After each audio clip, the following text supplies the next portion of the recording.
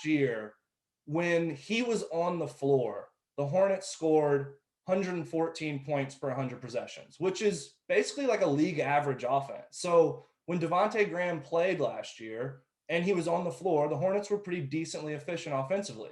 When he goes off the court last year, 98 points per 100 possessions, which for NBA fans that don't quite understand the advanced numbers, like that is horrific. I mean, you could put me and Richie and a couple halfway decent shooters out there, and we might be able to score that many points. So I guess my overall point here is when Devonte Graham was on the bench last year, the offense completely cratered.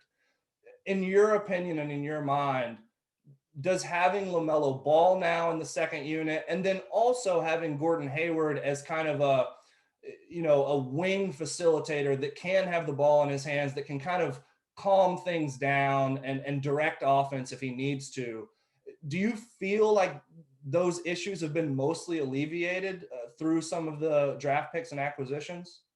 Yeah, I mean, going back to the acquisitions, the two major acquisitions, Gordon Hayward and LaMelo Ball this offseason, feels like that could help with some of the facilitating, some of the playmaking, because, yeah, I mean, the offense was very hard to watch when he wasn't on the court.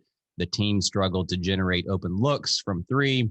When he was on the court, he kind of created that gravity, and people gravitated towards him, and that allowed some of the bigs and wings to score at the rim. It allowed some of our quote unquote shooters to shoot from behind the arc. It just feels like a lot of the important stuff went up when he was on the court, right? Like assist rate, field goal percentage at the rim, all that type of stuff. So yes, in theory, I think Ball and Hayward will give Borrego more opportunities to kind of mix and match lineups. He's not going to feel like if he sits Devonte Graham that the ability to score is going to totally crater. Yes, I mean, this Hornets team was still bottom five, like I said, in offense, but having the ability to have more playmakers is always a good thing, and that's probably a big reason why the Hornets did struggle without Devonte. I mean, Malik Monk is a playmaker, but other than that, there was not many playmakers on this team.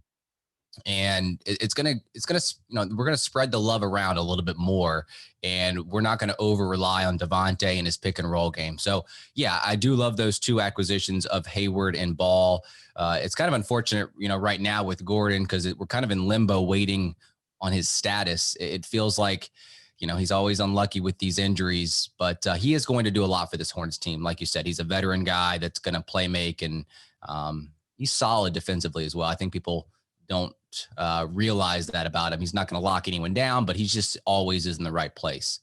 Yeah, I completely agree. I also think, to your point in that conversation, like it also puts Terry Rozier in a situation where he's almost always correctly cast now. You don't necessarily have to depend on him to play make with the ball in his hands for others as much now with Hayward and Ball. He can really live and exist off the ball and hunt jump shots. And like you pointed to earlier, he was a top 5 catch and shoot guy, especially above the break, anywhere not in the corner. I mean, his jump shot efficiencies from three were pretty eye-popping last year.